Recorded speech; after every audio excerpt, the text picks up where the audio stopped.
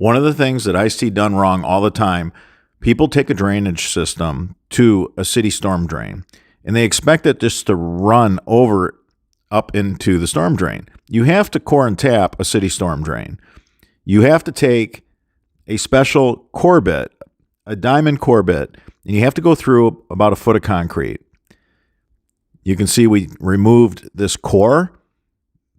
Okay, so now you guys can see why we refer to it as core and tap. We get a nice entrance at a level that the drainage system is at. Now we're going to go ahead and we're going to take hydraulic concrete. We're going to go ahead and we're going to put this tap in place. You have to use hydraulic concrete. That's code. We have our HDPE coupler that lasts forever. We're going to hook up our corrugated pipe to that. We also put the hydraulic concrete on the inside as well. Core and tap. That's what that means when you core and tap a city storm drain.